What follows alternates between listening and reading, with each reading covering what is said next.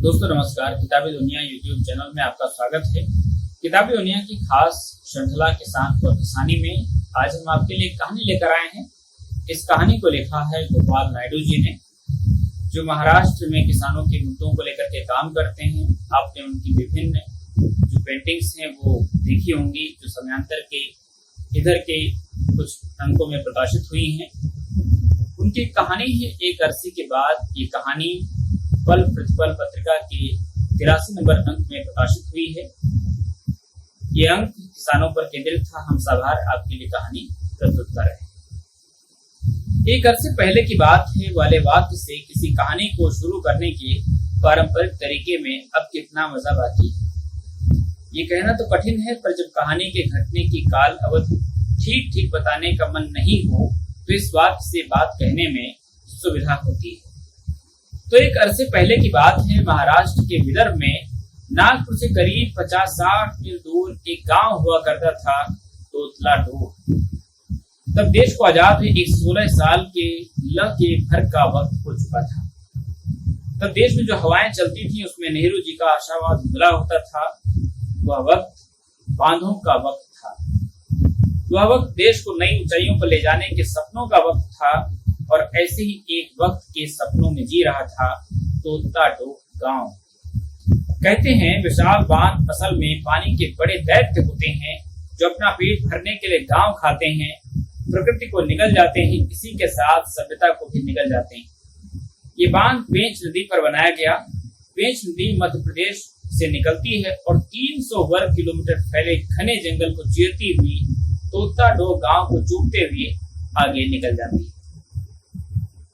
जब पेंच नदी पर बांध बना लगा, नदी के किनारे बसा तोतला डोह हमेशा के लिए जलमग्न हो जाएगा। पर उसकी किस्मत या पेंच नदी की मेहरबानी या बांध बनाने की योजना के समय इंजीनियर और सरकारी कर्मचारी नींद में ऊँघ रहे होंगे, या उनके हाथों से कलम की रेखा कुछ आगे सरक गई होगी। हो ये भी सकता है कि आपस में गपशप करने में मशगूल हों। अधिकारियों के सर्वे का संयोग कि तोतला डोह गांव बांध की दूसरी ओर पड़ गया, जिधर पानी नियंत्रित होकर आता था। पर तोतला डोह को बहुत ज्यादा नहीं जीना था और वह नहीं जिया। अचानक एक दिन तोतला डोह में सरकारी कर्मचारियों का काफिला अलग सुबह आथमका था। गांव वालों को इकट्ठा होने के लिए कहा गया। गांव वाले आंखों को मलते हुए खुले आसमान के नीचे इकट्ठा हुए थे। सभी लोग एक दूसरे के चेहरे को ताक रहे थे कि माजरा क्या है। थोड़ी उत्सुकता तो थोड़ी मायूसी उनके चेहरे पर रह रहकर आती जाती है। देश आजाद होने के बाद गांव वालों ने पहली दफा इस तरह का सरकारी कब्जा देखा है। उन्हें याद है कि गांव में एक बार प्राकृतिक आपदा से बहुत लोग मर गए थे। तब कुछ सरकारी लोग आए थे। उन लोगों का आना नहीं आना एक जैसा था, लेकिन इस बार अचानक इस तरह आ जाने का अर्थ कुछ और ही मायने रखता है। खैर, गांव वालों के लिए आजाद भारत और गुलाम भारत के कोई मायने नहीं है। वैसे भी उनके लिए आजादी एक दुर्लभ चिड़िया है। इसी दुर्लभ चिड़िया की तरह एक दुर्लभ आवाज में शांत परिसर में एक तरंग पैदा कर दी। इस नदी पर बांध और हाइड्रो इलेक्ट्रिक प्रोजेक्ट बनाया जा रहा है। आप लोग चाहो तो कल से काम पर आ सकते हैं। बांध की नींव के लिए महाराष्ट्र और मध्य प्रदेश के मंत्री संतरी और बड़े अफसर उस दुर्गम इलाके में पधारे थे। बड़ी ही रौनक थी। गांव वालों ने उनकी जिंदगी में पहली बार इस तरह का नजारा देखा था। नजारा क्या था? पूरा गांव दूधिया रोशनी में नहा रहा था। वैसे तो गांव में रोशनी सूरज के साथ आती और चली जाती थी, लेकिन इस समय उनकी चकाचौंध के पीछे बड़ी बड़ी मशीनों का हाथ था। पूरा परिसर जगमगा रहा था। बड़ी संख्या में पुलिस वाले भी थे। गांव वालों को भी भोजन कराया गया। वे सभी बड़े खुश थे। 2 दिन तक गांव वालों के भाग्य खुल गए थे, क्योंकि दोनों मंत्री संतरी अफसर वहां दूसरे दिन ठहरे थे। दूसरे दिन मंत्री संतरी और सभी अफसर जंगल में बाघ देखने के लिए सरकारी थापे के साथ चले गए। देर शाम इन लोगों के लौट जाने पर जंगल में सन्नाटे ने अपने पैर पसार लिए।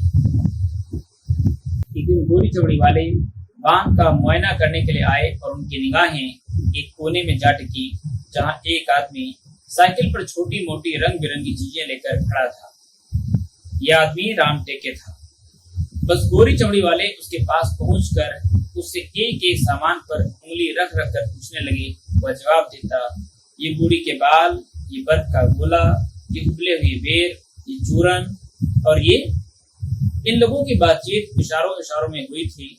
बुरे लोगों ने कुछ रुपए उसके हाथ में रख दिए और बूढ़ी के बाल को उठा लिया और चलते बने। इसका जिक्र पूरे परिसर में होने लगा। वह साइकिल वाला जो कल तक अनजान था, अब वह सबकी निगाहों में भर गया था।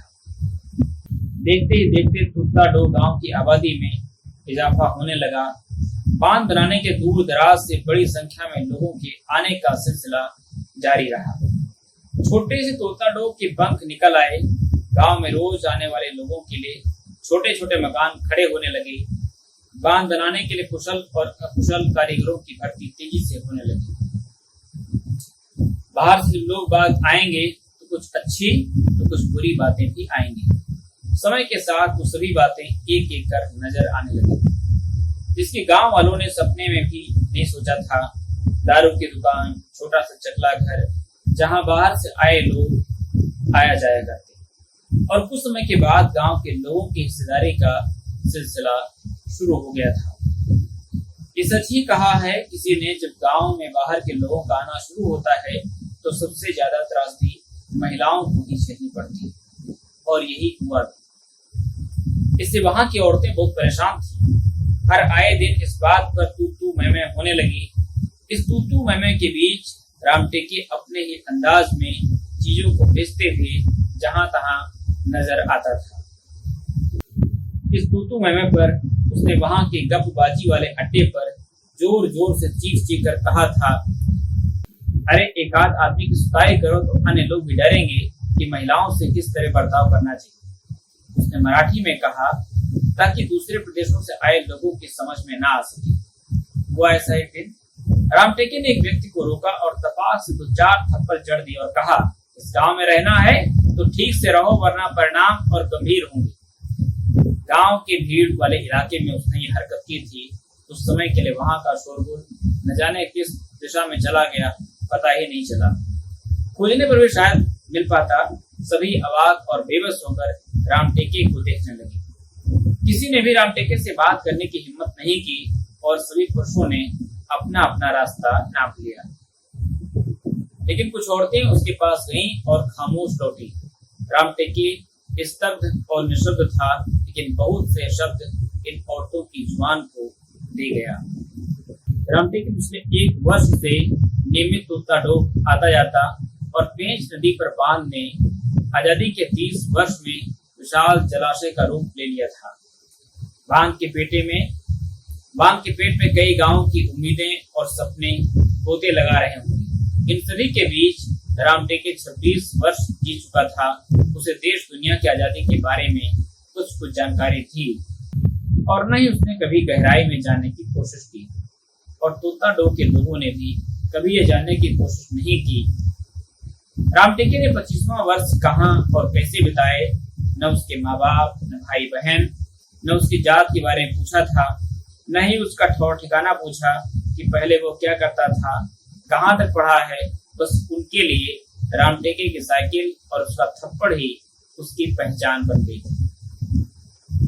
वे लोग उसकी साइकिल को एक घुमंतु दुकान कहते थे। इस दुकान में पतंग के दिनों में पतंग और उससे जुड़ी सामग्री होती, गर्मी के दिनों में बर्फ का गोला, आइसक्रीम होती।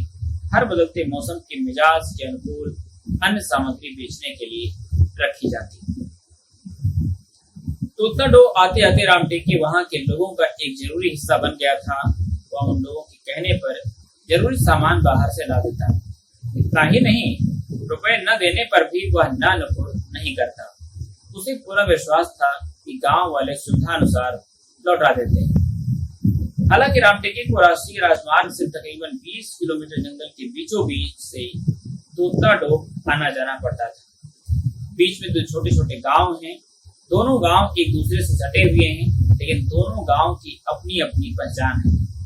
ये गांव शायद भूले भटके लोगों के तुत्ताडो आते जाते बस गए होंगे। इन दोनों गांवों के रचने बसने के बारे में लोग अलग अलग कहानियां सुनाते रहे हैं। इन दोनों गांवों की आबादी बमुश्किल से 200 लोगों की होगी, ऐसा कोई भी दिन नहीं होता कि राम टेके वहां नहीं जाता हो। अगर वो वहां दोपहर तक नहीं पहुंचा तो गांव वाले बेचैन हो जाते। वजह साफ थी, गांव के बाहर की खबरें राम टेके से ही सुनने को मिलती थी और खाने का समय भी हो जाता। खाना खाते खाते खबर सुनने का मजा कुछ अलग होता है और वो खबरें बड़े ही रोचक अंदाज में बयां करता। अरे उसी बार गांव के पापा मियाँ की बहू कल लौटी नहीं कि शुरू हो गया महाभारत। देवरी पार गांव के लोगों ने तो हद कर दी। एक स्कूल के टीचर को गांव में घुसने ही नहीं दिया। कारण तो ठीक से मालूम नहीं, लेकिन वह मास्टर 10-15 दिन में एक बार स्कूल आता और कुछ कहने पर गांव वालों को धमकाता। कुछ देरी गांव के लोगों को गांव खाली करने का फरमान जारी कर दिया गया।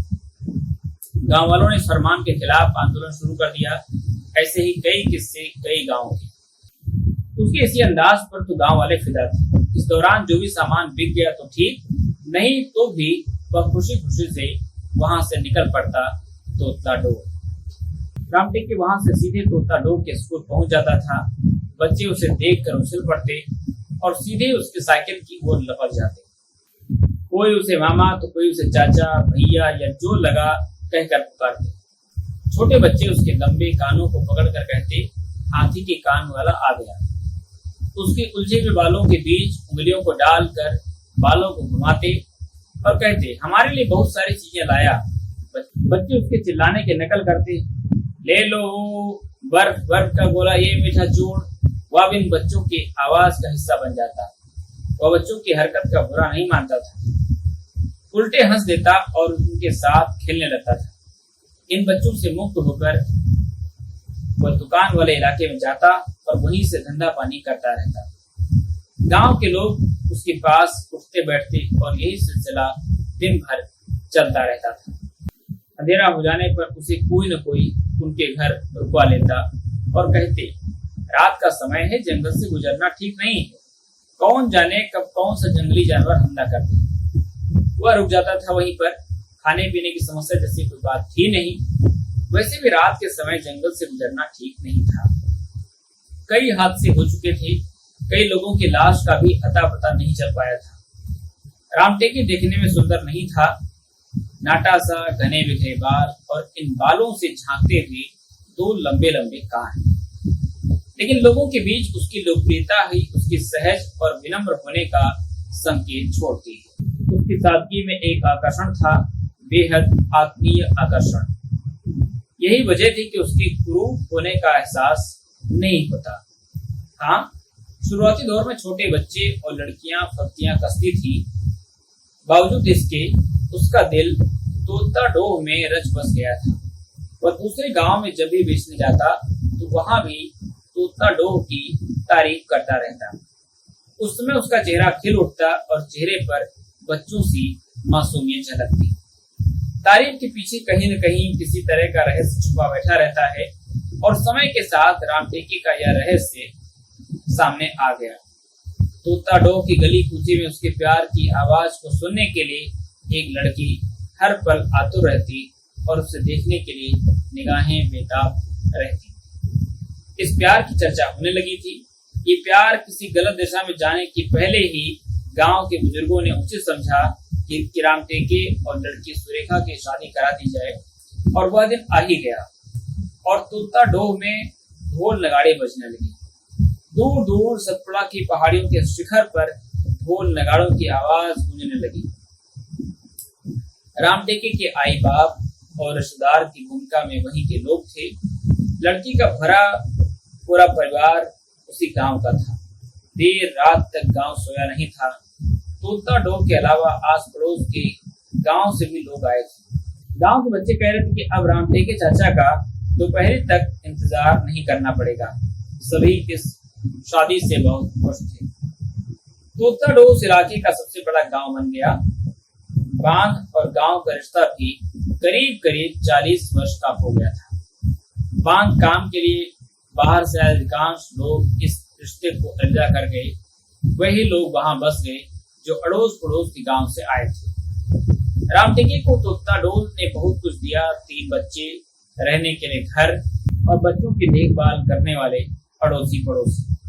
सुबह हुई नहीं कि जय भीम, राम राम, सलाम दुआ से पूरा गांव महकने लगता और सभी एक दूसरे की खैरियत के साथ काम धंधे पर लग जाते थे। गांव के अधिकांश लोग बांध में मछली मारने चले जाते, लेकिन राम टेके अपनी साइकिल लेकर निकल पड़ता किसी गांव की ओर। कुछ कही कुछ अनकही बातों के पिटारे के साथ राम टेके देर शाम तुतलाडो लौट आता था। ये सिलसिला जारी था, सब कुछ ठीक ठाक चल रहा था। लेकिन एक दिन राम टेके ने गांव की चौपाल पर गांव वालों से कहा था, न जाने कौन सी मुसीबत कब इस गांव पर आ जाए पता भी नहीं चलेगा। और एक दिन तुतलाडो पर आफत के बादल मंडराने लगी। हुआ ये कि दुनिया से बाघों की आबादी लुप्त होने लगी और पेंच राष्ट्रीय जंगल को बाघों के लिए सुरक्षित कर दिया गया। होना क्या था, गांव वालों को गांव खाली करने पर फरमान जारी कर दिया गया था। पेंच राष्ट्रीय जंगल को बाघों के लिए सुरक्षित करने की घोषणा से तुतलाडो के बाशिंदों की सहज चल रही जिंदगी में एक भूचाल आ गया था। हर रोज गांव को बचाने के लिए संघर्ष, नारेबाजी, तो कभी धरने, तो कभी राम टेके तहसील ऑफिस, तो कभी नागपुर, कभी मुंबई में विधानसभा पर मोर्चा, धरना प्रदर्शन किया गया।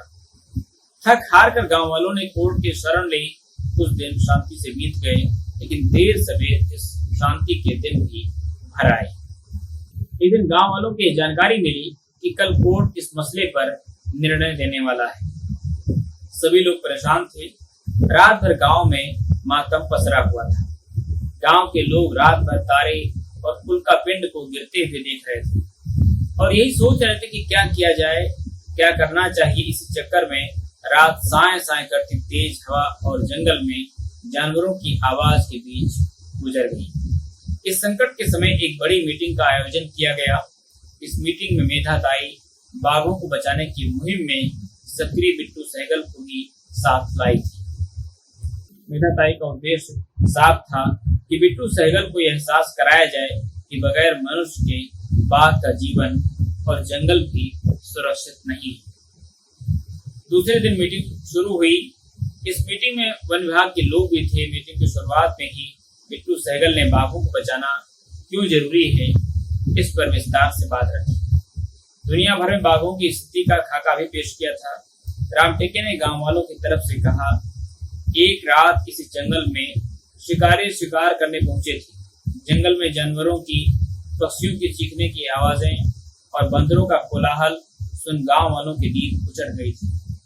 सभी लोग अपने अपने घर से बाहर आ गए और जंगल की ओर दौड़ पड़े। किसी के हाथ में टेबे, किसी के हाथों में लालटेन और लाठी थी। शिकारी मिला तो तोड़ दो उसके हाथ पैर। शिकारी पकड़ा गया, लेकिन वन विभाग के कर्मचारियों के बीच बचाव से बच गया। वन विभाग और शिकारी के बीच की साठ-गांठ साफ साफ नजर आ रही थी। किसी और ने कहा, देखो साहब, हमारे गांव का वास्तविक गाय और बकरी चराने जंगल जाता है। लौट के आने पर गाय और बकरी का हाल चाल उनके घर वालों को बताता है। तुम्हारी बकरी ने पानी नहीं पिया तो उस गाय ने चारा नहीं खाया। जरा ध्यान रखना, कहीं बीमार तो नहीं। जिस गांव के लोग जानवरों पर इतनी बारीक निगाह रखते हों, वे जंगली जानवरों को कैसे मारेंगे। सहगल साहब खामोश रहे। कहते भी तो क्या कहते, स्थितियों को भाप लेने के बाद कोई क्यों रुकना चाहेगा। सहगल साहब ने वहां से निकल जाने में ही अपनी भलाई समझी। दूसरे दिन सुबह सुबह साइकिल पर लोगों ने राम टेके को गांव में प्रवेश करते देखा और सभी ने एक ही प्रश्न दाग दिया कि इस संकट की घड़ी में। बात को बीच में काटते हुए राम टेके ने कहा, जिस बात का मुझे डर था वही कल कोर्ट में घटने वाला है। इस पर वहां बैठे सभी लोगों के चेहरे के भाव एक प्रश्न के आकार में तब्दील हो गए थे। रह रहकर हर कोई राम टेके से प्रश्न पूछ रहा था। राम टेके के मन में कई तरह के प्रश्न एक एक कर आ जा रहे थे। कल कौन कौन से सवालों का सामना करना पड़ेगा, महिलाओं और नन्हे नन्हे बच्चों का क्या होगा। इस तरह के सवालों के बीच राम टेके ने कहा, एक दिन एक बाघ बांध के पनबिजली घर में घुस गया था। एक साथ के लोगों ने कहा, हाँ हाँ। किसी ने कहा, हाँ, हम सब लोग वहां इकट्ठा हुए थे। दूसरे ने कहा, वन अधिकारियों की तमाम कोशिशों के बावजूद बाघ बाहर नहीं निकला और वहां जमा हुए लोगों से अधिकारियों ने मदद मांगी थी। राम टेके ने कहा, और तुम लोगों ने बाघ को बाहर निकालने में मदद की। हाँ की। मदद करना क्या गलत है? बाघ को बाहर निकालने के लिए कंकड़ फेंके थे। मदद करना कोई गलत बात नहीं है, लेकिन तुम लोगों ने ये नहीं देखा कि वन अधिकारी पूरी घटना की वीडियो मदद करना कोई गलत बात नहीं है, लेकिन तुम लोगों ने ये नहीं देखा कि वन विभाग के अधिकारी पूरी घटना की वीडियो शूटिंग कर रहे थे। इससे क्या होने वाला है? हमने तो उनकी मदद की है। अब इसी वीडियो का इस्तेमाल कोर्ट में वन विभाग करेगा। बाघ और जंगल के अन्य जानवरों को गांव वालों से खतरा है। ये वीडियो वन विभाग के लिए एक बड़ी उपलब्धि बन गई। इसका मतलब ये हुआ कि हम उनके जाल में फंस गए। यही हमारे गले की फांस बन गई। ये वही बूढ़ा बाघ है जो सर्कस से लाकर जंगल में छोड़ा गया था। वन अधिकारियों ने हम लोगों के साथ जालसाजी रची। इस जालसाजी को हम लोग समझ नहीं सके। सुनकर गांव वाले भौचक हो गए। बहुत देर तक किसी के मुंह से आवाज नहीं निकली। लोगों को समझ में आने लगा और एक ने कहा, अधिकारी कितने धूर्त होते हैं, कितनी हद तक गिर सकते हैं। किसी के आगे किसी ने अपनी बात को रखा। कितनी बड़ी जालसाजी रची गई। रामटेके को इस जालसाजी के भूल भुलैया के भीतर में फंसे गांव की देह नजर रह रहकर उभरने लगी और हर गांव वालों के चेहरे पर बूढ़े सर्कस के शरीर की तीखी गहरी लकीर उभरी नजर आने लगी और वह इन लकीरों के बीच उलझकर बेचैन हो गया था। रामटेके दूसरे दिन कोर्ट नहीं गया था। उसे कोर्ट के निर्णय के बारे में अंदाजा हो गया था। देर शाम कोर्ट ने गांव खाली करवाने का आदेश दे दिया था। कोर्ट के आदेश की कॉपी न वन अधिकारियों और न ही वकीलों को मिली थी। यहाँ तक कि ऑर्डर पर जज साहब के दस्तखत भी नहीं हुए थे। दूसरे दिन सुबह पेंच बांध को लांग कर तोता डोब गांव के घरों की छत पर हर दिन की तरह सूरज उतरा, उस परछाई के साथ जिसकी वजह से लोगों की सांसें थम गई थी। रोज की तरह अच्छी लगने वाली हवा की ताजगी में बासीपन था। चिड़ियों की मधुर आवाज बेरुखी सी लग रही थी। झाड़ों की परछाई की जगह बंदूक लेकर पुलिस एसआरपी की तस्वीर थी। भारी बुलडोजर लाए गए। एसआरपी फोर्स ने गांव को घेर लिया था। बड़े बड़े तंबू खड़े कर दिए गए। ढेर सारी पुलिस की गाड़ियां खड़ी थी। पूरे गांव के चप्पे चप्पे में पुलिस खड़ी थी। गांव में रात भर चहल पहल थी। लोग सो नहीं पाए और सुबह होने वाले मंजर के दृश्य आंखों के सामने उभर उभर कर आने लगे। इन्हीं भयानक तस्वीरों के बीच उन लोगों की रात कटी। इसी चिंता में लोग रह रहकर चिल्ला उठते, हमला हुआ जानवरों से नहीं, हमला हुआ सभ्य कहलाने वाले मनुष्यों से। अल सुबह रामटेके कहीं से दौड़ते दौड़ते आया। वह पूरी तरह पसीने से भीग गया था। कहने लगा, आगे पुलिस, पीछे पुलिस, चारों ओर पुलिस ही पुलिस। सरकार ने जाल फैला दिया और अब सरकार कार्रवाई करेगी। औरतों और बच्चों का काफिला धीरे धीरे एक जगह इकट्ठा होने लगा। औरतें और बच्चे बहुत ही डरे और सहमे हुए थे। तभी पुलिस ने माइक से घोषणा की, कोई आगे नहीं बढ़ेगा वरना अंजाम गंभीर होंगे। कुछ भी हो सकता है। गोली दागी जा सकती है, गिरफ्तार किया जा सकता है। सभी पुतले की तरह खड़े हो गए। वायरलेस में कुछ संदेश आया और माइक से जोर जोर से एक ही आवाज, कार्रवाई शुरू की जाए, कार्रवाई शुरू की जाए। बुलडोजर की जोरदार आवाज और तोता डोब गांव थरथरा गया। वहां के बाशिंदों के दिल की धड़कनें तेज होने लगी और देखते ही देखते उनके अरमानों की दुनिया उनकी आंखों के सामने उजड़ने लगी। गांव के लोग तबाही का आलम देख रहे थे। चरमरा कर गिरती घर की दीवारें, तुलसी के पेड़, इधर उधर भय से भागती मुर्गियां, बकरियां, टीन की चदरें, दरिया, फावड़े, बच्चों के खिलौने, रात की बची रोटी, चटनी, बर्तन, घड़े आज सरकार की ताकत के सामने सभी निढाल हो गए। चारों ओर इतना सन्नाटा छा गया था कि वहां मौजूद लोगों के दिल की धड़कनें भी कहीं गुम हो गई। किसी के मुंह से एक भी शब्द नहीं निकला। ये मेरा घर, ये रामटेके का, और ये कैसे बुलडोजर ने पेड़ों को जमीन से उखाड़ फेंका, कैसे उसकी गुड़िया टूट गई। इस टूटन के बीच उन लोगों की सांसें थम गई थी। भूख का अता पता नहीं। रोज की तरह सूरज घने जंगल में समा गया, लेकिन इस बार के सूर्यास्त की रौनक बड़ी ही फीकी लग रही थी। अंधेरे में उजड़े गांव में टूटी चमकीली वस्तुओं की चमक भी अजीब घुटन का एहसास करा रही थी। गांव के विस्थापन में एक और आदमी उतनी शिद्दत से गांव के खत्म होने की उदासी के कोरस का हिस्सा बन जाता है। ये राम टेके था। इस गांव ने उसे खूब प्यार दिया था।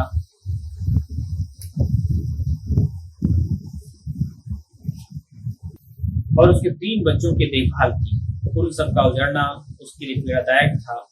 उसके भीतर जंगल की पूरी हवा समा जाती है। वह तेज गति से हवा की रफ्तार से दौड़ने लगता है। वो आक्रोश से भर जाता और चीखने चिल्लाने लग जाता। मरना है तो मरेंगे, ऐसे चीखे क्या करेंगे, क्या जवाब देंगे तोता डोह को। यह कहते हुए वह उस दिशा की ओर दौड़ पड़ा जहां से एक मासूम बच्चे की चीख गूंज रही थी। उसने बुलडोजर को रोकने की कोशिश की, विनती की, लेकिन डोजर के ड्राइवर पर कोई असर नहीं हुआ। सिवाय उस झोपड़ी में घुसने के अलावा उसके सामने कोई पर्याय नहीं था। वो पागल हवा की तरह धड़धड़ा कर झोपड़ी में घुस गया। उसने उस बिलखते मासूम बच्चे को छाती से चिपकाया और पूरी ताकत से दहाड़ा। अरे कमीनों, निहत्थों, मासूमों और सीधे साधे लोगों पर जुर्म ढा रहे हो, बहादुर हो। और वह आवेश से भर गया था। वह फूट फूट कर रोने लगा था। राम टेके उस मासूम बच्चे को उसकी मां को थमाकर खुद के घर की ओर मुखातिब हुआ। गांव वाले उसे रोकने की बहुत कोशिश करते रहे, लेकिन सभी को नजरअंदाज कर वह घर की ओर कूच कर गया। घर की एक एक टूटी हुई चीज को आंखें फाड़ फाड़ कर देखता रहा। जबरदोज कर दिए गए पेड़ों को सहलाता, जिसे उसने बड़े ही प्रेम से लगाया था। उन पेड़ों को चूमता। पागल डोजर से हवा में उड़ते पक्षियों के धूल से सने पंख फड़फड़ा कर जमीन पर गिर रहे थे। उसकी आंखों के सामने मानवीयता धूल की गर्दिश में समा गई। उसके एहसासों की दुनिया में अजीबोगरीब हवाएं बहने लगी। उसे लगा कि तोता डोह उसके पीछे पीछे आ रहा है, उसे चढ़ा रहा है। गिरते पंखों को उठाकर वह बदहवास दौड़ पड़ता और धूप से सने पंखों को दिखाते हुए पूरी ताकत से चिल्लाता, अरे निकम्मे लोगों, कुछ तो होश में आओ, ऐसा सलूक मत करो। ये कहते हुए राम टेके वापस आने के लिए मुड़ा तो उसके पैर मन भारी हो जाते, जैसे किसी ने वजनदार लोहे की बेड़ियां पैरों में जकड़ दी। वह मन ही मन बुदबुदाने लगा, ये लोग कौन सी बेड़ियां पहना रहे हैं, जकड़ रहे हैं, ये कैसा विकास, ये किस तरह के सपने। राम टेके के लौटते ही गांव वालों ने ढेर सारे प्रश्न कर डाले। एक बूढ़ी अम्मा ने पूछा, गांव के मंदिर सही सलामत हैं कि मंदिरों को भी तोड़ डाला? नहीं, काश हम सब लोगों के घर भी मंदिर होते तो डूबने से बच जाते। बूढ़ी अम्मा ने राम टेके से कहा, अरे बेटा, गांव में कोई नहीं रहेगा तो मंदिर की साफ सफाई और भगवान की पूजा कौन करेगा?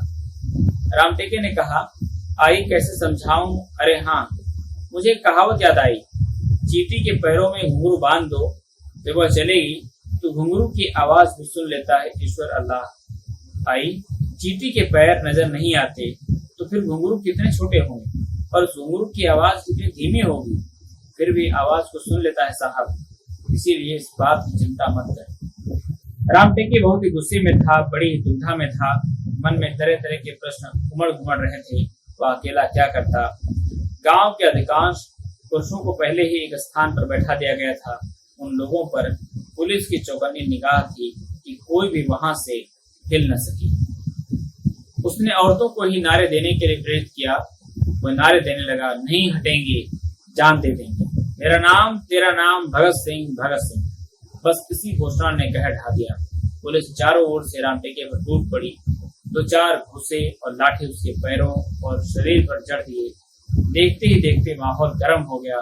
बच्चे जोर जोर से चिल्लाने लगे, मामा, चाचा, भैया, बड़े कान वाला, और दौड़ पड़ते हैं बचाने के लिए। बच्चों के पीछे पीछे महिलाएं भी राम टेके को बचाने के लिए पुलिस पर हिल पड़ी थी। जैसे तैसे पुलिस ने बच्चों और महिलाओं को हटाया। राम टेके को दूर ले जाकर फिर से पिटाई की। पर इंस्पेक्टर ने पूछा, बता साले, तेरे साथ और कितने नक्सलवादी हैं? बता, नहीं तो तेरी खैर नहीं। इंस्पेक्टर ने थानेदार को कहा, वह में डालो हरामजादे, बहुत ज्यादा समझ रहा है, होशियारी दिखाता है, फोटो साले को। किसी बीच कुत्ता डो की पुलिस ने इंस्पेक्टर को कहा, साहब ये छोटी उम्र से इसी गांव में रहता है। अरे ऐसे लोग बड़े छुपे रुस्तम होते हैं। नहीं साहब, इसको यहाँ उपस्थित प्रेस वाले सभी जानते हैं। उन प्रेस वालों की जानकारी में ये बात आई तो कल प्रेस में बवाल मच जाएगा। इसे छोड़ दो। कुछ देर इंस्पेक्टर आनाकानी करता रहा। उसके लिए यह प्रतिष्ठा का मुद्दा हो गया था, लेकिन और भी पुलिस स्टाफ को समझाने के बाद मामले को रफा दफा कर दिया गया। इंस्पेक्टर ने रामटेके को हिदायत दी कि अगर मुंह खोला तो तेरी लाश का अता पता भी नहीं चलेगा, समझा? चल अब 9 तो 11 हो जाए यहाँ से। उस इंस्पेक्टर ने एक लंबी सांस ली और कहा, सारे हरामजादे को उठाकर उस पेड़ के नीचे डाल दो। अगर ज्यादा चालाकी दिखाई तो खूब कूटना। और आगे बढ़ गया। बहुत देर तक रामटेके कराहता रहा। उसके दिमाग में संसद भवन पर आतंकवादियों के हमले की वह तस्वीर उभर आई, जहाँ नीले और खाकी रंग की वर्दी पहने लोगों ने संसद और सांसदों को बचाया था। और हम लोगों को उजाड़ने वाले भी तो नीली और खाकी वर्दी पहने भी हैं। उसे लगने लगा, न्याय शास्त्र हमारे लिए नहीं, सिर्फ बड़े लोगों के लिए है। हमें सिर्फ दर्द और जुल्म को सहने के लिए छोड़ दिया गया है। वह कराते कराते सो गया था। दूसरे दिन नागपुर के अखबारों की प्रमुख खबर में तोताडो गांव की बेरहमी से उजाड़ने की खबर फैल गई और वही नक्सली मामला प्रमुख रूप से छाया रहा। दूसरे दिन बचे खुचे सामान के साथ लोगों को ट्रक में ठूंस कर तोताडो गांव से 28 किलोमीटर दूर नागपुर जबलपुर राष्ट्रीय राजमार्ग के किनारे रैयतवाड़ी वडम्बा गांव की बंजर जमीन पर बच्चे बूढ़े महिलाओं को खुले आसमान के नीचे पटक दिया गया। वे सभी कराह और रो रहे थे। अमानवीयता का नंगा नाच हो रहा था। गुजरने की त्रासदी जितनी भयानक है, उसी तरह जीवन को फिर से बसाने संवारने का संघर्ष भी बेहद जटिल है। बस 30-30 फीट का प्लॉट दिया गया। न पानी, न बिजली, न रोड, न रोजगार, न शिक्षा की व्यवस्था और न स्वास्थ्य की। इन लोगों की किसी ने भी सुध नहीं ली। वहीं कुछ दानी लोग जरूर आए। उनकी सोच में जायज अधिकारों को दान के रूप में देखा जा रहा था। ये दया भाव बेचारे परिवार और उनकी बर्बादी की वजह से हैं, न कि एक अच्छे राष्ट्र के नागरिक अधिकार के कारण। किसी दानी ने कह दिया कि विकास के दौरान कुछ लोगों को कुर्बानी देनी ही पड़ती है। इस वाक्य से रामटेके के लंबे लंबे कान फड़फड़ाने लगे और उस क्षण वह चिंतित हो उठा था कि ऐसी जिल्लत और कठिनाइयों से भरी जिंदगी की यात्रा कैसे पार लगेगी। उसी क्षण उसने महसूस किया कि फिर से बसने की संघर्ष यात्रा के लिए सड़क पर उतरना पड़ेगा और दूसरे दिन से वह इस यात्रा की तैयारी में जुट गया। गांव वालों ने केवल रहने के लिए अपनी अपनी कोशिश से झुग्गी झोपड़ियां बना लिए थे। इन झुग्गियों के इर्द गिर्द पेड़ भी लगाए गए। पेड़ इन लोगों के जीवन का अहम हिस्सा है। रोजगार के लिए कुछ लोग शहरों की ओर जाने लगे। कुछ चोरी छिपे बांध में मछली मारी करते और आए दिन वन विभाग के कर्मचारियों द्वारा पकड़े जाने की बात आम हो गई थी। पकड़े जाना और कोर्ट से छूट जाना भी उनके जीवन का सहज हिस्सा बन गया था। विस्थापित होने का मसला जस का तस बना हुआ था। कह सकते हैं जीवन दंगड़ा हो गया था, लेकिन मरने का सवाल नहीं। हर हाल में जीना है, लड़ना है। जीवन की समस्याएं और सपने बांध में रोके गए लबालब पानी की तरह हिचकी हुई है। जीवन की गाड़ी को चलाने के लिए महिलाएं दूसरे गांवों की ओर रुख करने लगी। गांव और छोटे छोटे बच्चे बूढ़ी औरतों के भरोसे जीने लगा। वहीं तोताडो में जो बचे थे, रैयतवाड़ी वडम्बा में पेड़ों के शाखाओं के नीचे से झुक कर चलने लगे। जो बच्चे तोताडो से उजड़े थे, वे सभी रैयतवाड़ी वडम्बा में जटिल संघर्ष से गुजरते हुए जवानी की तहलीज पर कदम रख चुके थे। ये एक यात्रा की तरह था। तोताडो से रैयतवाड़ी वडम्बा वाया संघर्ष। तोताडो वहां के जर्जर हो चुके लोगों की स्मृतियों में तैरता था। तोताडो ने उन्हें डरना सिखाया था और गिर कर उठना और संभलना और फिर से चलना भी। रैयतवाड़ी वडम्बा उनका आज था और वे अपने आज में जी रहे थे। वडम्बा में बसने के दूसरे ही दिन से लगाए जा रहे पौधे आज इस कदर बड़े हो गए हैं कि अगर आप उधर से गुजरेंगे, उन पेड़ों के शानदार छां देखकर उनके नीचे सुस्ताने के लोभ से बच नहीं पाएंगे। और रामटेके वह नाटा सा घने बिखरे बालों वाला और इन बालों से झांकते तो बड़े कानों वाला आदमी अपनी ढीली पड़ती चमड़ी वाले हाथों से आपको बर्फ का गोला बेचता हुआ दिख जाएगा। अरे हाँ, एक फर्क जरूर नजर आएगा, उसके साइकिल पर बर्फ के गोले के अलावा एक पोस्टर लगा हुआ दिखेगा जिसमें महान सिने कलाकार अमिताभ बच्चन के चित्र के साथ ये लिखा है, यहाँ शेर की खुशबू है, खुशबू सूंघो और पेट भरो। दोस्तों, विकास की कहानी जो हमारे सामने प्रस्तुत की जा रही है उसकी कितनी बड़ी कीमत लोगों को चुकानी पड़ रही है, इसे आप आए दिन की घटनाओं में देख सकते हैं।